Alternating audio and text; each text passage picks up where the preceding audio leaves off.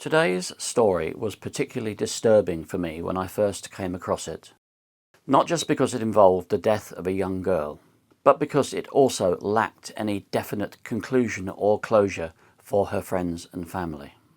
Today I'm going to paint the picture of a terrible tragedy, the investigation of which, in my opinion, and the opinion of many others, raises the possibility of laziness, lack of interest, incompetence, and even the sinister spectre of a possible cover-up.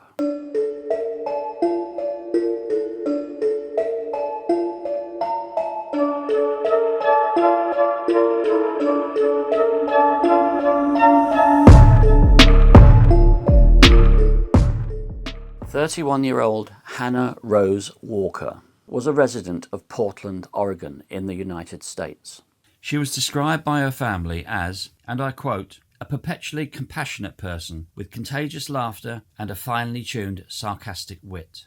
She was highly intelligent, having received high grades in her exam, and had been accepted to Utah Tech University on their neurobiology course. She was an animal lover and a lover of music, possessing, it seems, a lovely voice. And she was also a very keen and strong swimmer, a fact that will become very relevant as we go through the story. Hannah could also be quirky. She was quick to leap to the defense of any underdog, and she was a very keen follower of environmental issues and the future of the world. But all was not bright in Hannah's world. It was reported that she had low moments of depression and anxiety, which I must add were controlled by antidepressant and anti-anxiety drugs that were prescribed for her and seemed to help her. She had also had a rather tempestuous relationship with her then ex-boyfriend, Richard or Ricky Duro, and there were a number of recorded domestic incidents between the pair which had necessitated police involvement. I mentioned just then that Ricky was her ex-boyfriend, and under normal circumstances one might expect that her situation would have been improving. But on the 7th of October 2022, Hannah and Ricky had a very, very heated argument. The police were called, and Ricky, having been arrested, was sent to the Multnomah County Jail in Portland. The report from the Multnomah County District Attorney's Office detailed 3 offences, 2 of menacing and 1 of felony strangulation. But for her own reasons, Hannah did not follow up on these, and Ricky was released without charge. Now, that week was very, very stressful for Hannah, and that may have influenced her decision to leave town for a while. On the 11th of October, Hannah contacted her mom, Aya, and told her she was leaving town to go and stay at what she called the cabin. The cabin was actually the vacation home of a friend of Hannah's, a man called Jeremy Gaylord, aged 67. The exact nature of their relationship remains unknown. Gaylord was married to a lady called Feline Gaylord, and would later state that he'd known Hannah for about 5 years or so. Hannah had told her family that Jeremy was in fact paying her for companionship, but again it is unclear exactly how far that companionship went. What is known, however, is that it wasn't the first time that Gaylord had paid for companionship. Handwritten notes which were in public records suggested that Gaylord may have had allegations of sexual abuse made against him in the past. And several public record releases from the Portland Police Bureau also confirmed that a young girl had made allegations against Gaylord of sexual abuse. No charges were brought on that occasion, and although the reports were quite heavily redacted, it is fairly certain that the woman involved was not Hannah. This is pretty certain because Hannah was abroad in Turkey at the time of the incident. But the fact remains that Hannah's family were, shall we say, uncomfortable about her relationship with Jeremy Gaylord in whatever form it was taking. So going back to the 11th of October, Hannah told her mom she would be going to the cabin the next day. She briefly discussed her plans of what she would do when she returned, and they also touched upon what would happen at Thanksgiving. But strangely, after their discussions, Hannah turned off location sharing on her phone. This was out of character for her because she usually shared her location with her mom. Why did she do that, I wonder? The next day, Hannah briefly spoke to her mom and said that she was headed to the nearby creek. It is thought, from evidence given by Jeremy Gaylord, that they arrived at the cabin, deposited a few belongings, and then headed out very soon after. The details from here on in become a little bit sketchy. When questioned, Gaylord seemed to think that they arrived at the creek sometime between 3:30 and 4 p.m. They reportedly parked the car and then walked a little way down to a beach-like area where they laid out a sheet that they could sit on. One thing that is certain after this, at some stage, Hannah decided to go for a swim. However, Jeremy later contradicted himself in this regard, saying both that he and Hannah sat for a little while before she went for a swim, and also stating that she went off immediately after they had arrived. Why was he so confused, I wonder? But at whatever stage, we do know that Hannah went swimming, which should not have been a problem, because it was widely known that she was a strong, athletic swimmer. As time wore on, Hannah did not return. Jeremy would later exhibit mixed emotions. On the one hand, he seemed worried about her, but on the other hand, annoyed that she had, in his words, stranded him there. At 6:58 p.m, Jeremy could wait no longer, and he called police to report Hannah missing. After establishing that Jeremy was at Trout Creek Road, the 911 operator dispatched officers from the local Klickitat County Sheriff's Department. The first officer on the scene was Deputy Tony Warren. When he arrived, Jeremy was waiting by his running car, illuminated by the headlights. Jeremy attempted to lead Warren down to the beachy area, but it was dark and they got lost. Eventually they did find the area, and Deputy Warren called in the coordinates to local search and rescue. Jeremy then led Deputy Warren down a path by the side of the creek. And I have a question in my own mind. Perhaps I'm just cynical in that way. How did he know where to go? After a short walk, the deputy spotted a swimsuit next to some long grass, and it's reported that Jeremy seemed perplexed that he hadn't spotted it there earlier. The swimsuit would later turn out to be Hannah's, but this in itself wasn't unusual, as Hannah did like to go skinny dipping. But at this late stage, and in the darkness, the deputy began to feel uneasy. Warren decided to investigate further downstream, and having given Jeremy the option to remain there, Warren enlisted the help of another officer who had arrived on the scene. Then, after going a little way further, sadly, Deputy Warren found Hannah Walker's lifeless and naked body floating in about 2 feet of water. Warren then waited for search and rescue to arrive to assist in the recovery of Hannah's body. But what I find utterly unbelievable is that Jeremy was allowed to leave the scene with minimal questioning and no forensic examination, either of him or his car. Why was that the case? After all, this was a potential crime scene, and Jeremy had been in the vicinity all along. Surely he should have been investigated further, even if he was just classed as a witness. Time marched on after the discovery of Hannah's body, and quite naturally, having heard nothing from her daughter, Hannah's mum was becoming very concerned. Because Anna had previously been involved in a domestic incident, she had been assigned a support worker, a victim advocate. On the 14th of October, Aya contacted this support worker, who had not heard from Hannah and subsequently was unsuccessful in contacting her. By the 15th of October, Aya had had enough, and she contacted Klickitat County Sheriff's Dispatch. She gave them details of Hannah's recent domestic incident and also details of her possible location at Jeremy's cabin. Approximately 1 hour after this call, officers from St. George, Utah, where Aya lived, arrived at her door. They were the bringers of terrible, tragic news. They told Aya that Hannah had been found dead 3 days earlier. Now, this was quite obviously a terrible tragedy and a devastating loss for Hannah's family. But unfortunately, as I will now relate to you, this was only the beginning of the trauma for her loved ones.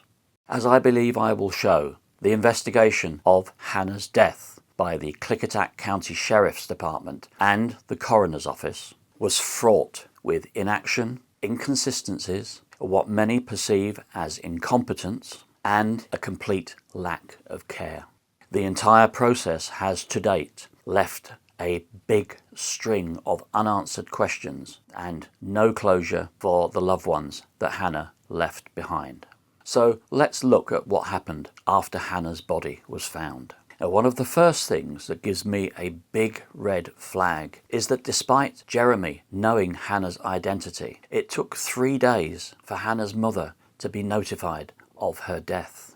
And indeed, this notification only occurred after Hannah's mother reached out to the county sheriff's department requesting a welfare check on Hannah. Now, what on earth was the sheriff's department doing during these 3 days?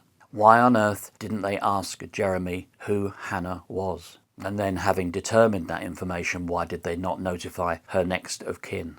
The second major red flag for me is that Hannah's autopsy did not take place until 9 days after her death. Now, as far as I can tell, this is completely irregular. It's my understanding that local rules determine that an autopsy should take place within 5 days of the death, unless an extension is granted by a court. As far as I'm aware or can determine, no such extension was granted. Now, as if these issues weren't bad enough, we now need to turn to the investigation itself. And in doing so, we must look at the Klickitat County Sheriff's Department. The department was headed up by County Sheriff Bob Songer. And it's just my opinion, but in my opinion, this guy is what I would call a piece of work. This is a man who is, so far as I know, still in office, and over the years has become surrounded by controversy. He appears to be one of an increasing number of so-called constitutional sheriffs. Now, these people seem to think they are above the laws of the land, and they purport to answer only to the local people who elected them. Songer is a central figure in this movement, who seem to think they have the right, as county sheriffs, to decide which state or federal laws they enforce. He quite publicly drew a line in the sand when he refused to enforce state gun laws and COVID pandemic public health laws. But in every respect, Songer goes further. He has a posse of untrained and unsworn deputies. These men are armed, they wear similar uniforms to the sworn-in deputies, and appear to be accountable only to Songer. Now, in fairness, it does have to be said that Washington law allows such posses, but they provide no training, no regulation, and no oversight for them. However, Songer's posse had been constantly involved in controversy and was reportedly aligned with far-right groups who openly stated that the federal government was illegitimate. Numerous local residents had offered up stories of their difficulties in dealing with Songer, and many complaints had been made about his lack of action in the investigation of suspicious deaths. The investigation of Hannah Walker's death would, on the face of it, appear to be no different. So let's go back to the delayed autopsy to begin with. It was stated that Hannah may have had alcohol and drugs in her system at the time of her death. But for starters, post-mortem blood alcohol levels cannot be used to determine the level of intoxication at the time of death. Now, this is because alcohol is actually produced during bodily decay, and as such, any alcohol analysis results would be wholly inaccurate and could not be used to determine that alcohol was a factor in Hannah's death. And at any rate, the alcohol levels measured would be wholly inaccurate due to the extreme delay in the autopsy. On the subject of drugs, it was found that the only drugs in Hannah's system were the ones which she had been prescribed. DNA evidence was found under both sets of Hannah's fingernails, and when a sexual assault kit was used, semen was found in Hannah's vaginal canal. But, strangely, throughout the entire investigation, no comparative DNA samples were ever sought from any suspect, including Jeremy Gaylord. Again, I'm forced to question, why?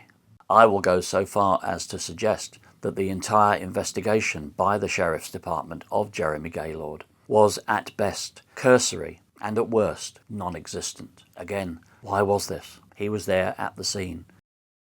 According to records and statements, boot prints were found and photographed by Hannah's body, although she herself was barefoot. But yet again, no comparisons were sought or ever examined. Now, as an aside, while we're thinking in terms of suspects, Hannah's ex-boyfriend Ricky was looked at by police, but it was found that he had a solid alibi. He was working his normal work shift at Nico's Cantina in Portland from 3 p.m. until 10 p.m. And this establishment is some 83 miles from Trout Lake. But once again, the county sheriff's department was found wanting. Ricky's alibi was allegedly not verified by detectives until the following March. What a staggering delay. And then things get even more curious. Looking at Jeremy Gaylord, several things are glaringly apparent.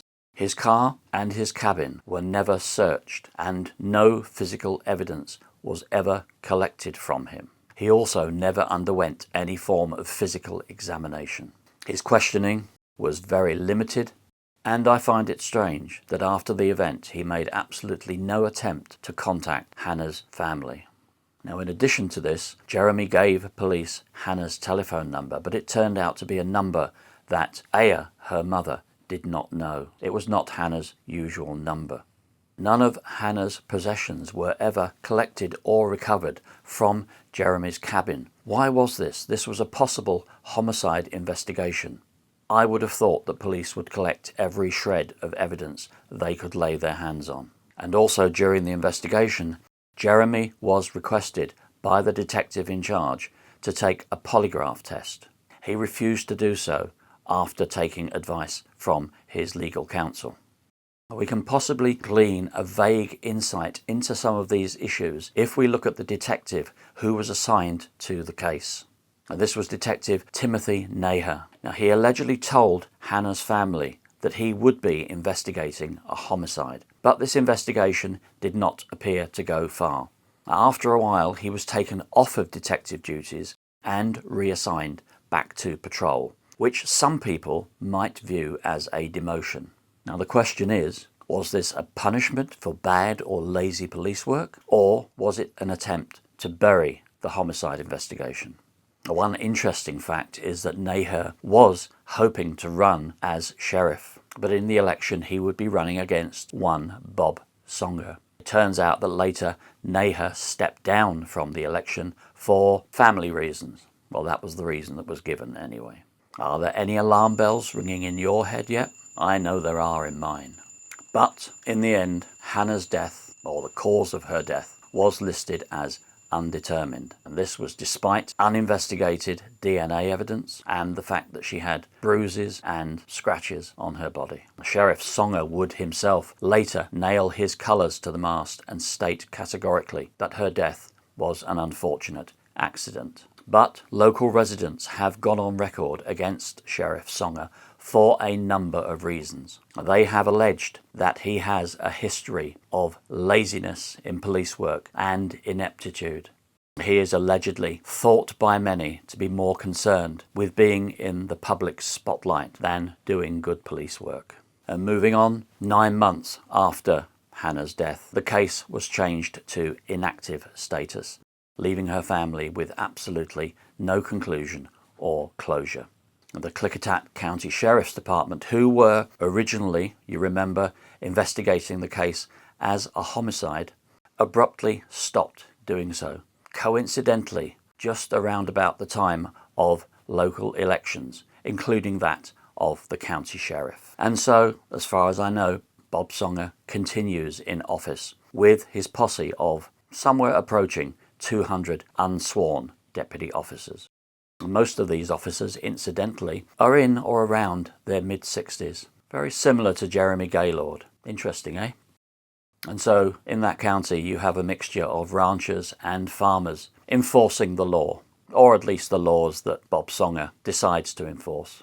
It's a shame that that law enforcement agency failed Hannah Rose Walker so tragically. And it's worthy of note that attorneys for Hannah's family characterized the investigation by the county sheriff's department as, and I quote again, bizarre. The attorneys wrote a letter to the Federal Bureau of Investigation in which they characterized the county sheriff department investigation as neither urgent nor transparent. The attorneys went on to state that Hannah's body was found naked in a creek with abrasions and a large bruise or welt on her body, and they requested that a federal investigation be opened. I'm thinking that perhaps because it's a federal agency, Sheriff Bob Songer wouldn't be too happy with that. The fact remains that Hannah Rose's life was snuffed out prematurely, leaving a string of unanswered questions and no closure for her family. It would be my personal hope, and probably the hope of many people, that an investigation will be opened by an agency outside of the county sometime very soon. Perhaps if that happens, some answers can be found and Hannah can finally rest in peace, and there might be a measure of peace for her family also. There is actually a website, hannahrosewalker.com, where you can get in touch if you feel you may have any information which might help to get this case reopened and re-examined. It's imperative that Hannah is not forgotten and that this case is not allowed to fade away, leaving no closure and justice unserved. In the meantime, our sincere condolences go out to Hannah's family and all of those who were affected by her death. And on that note, I'll ask you to stay curious and stay safe. And thank you for watching.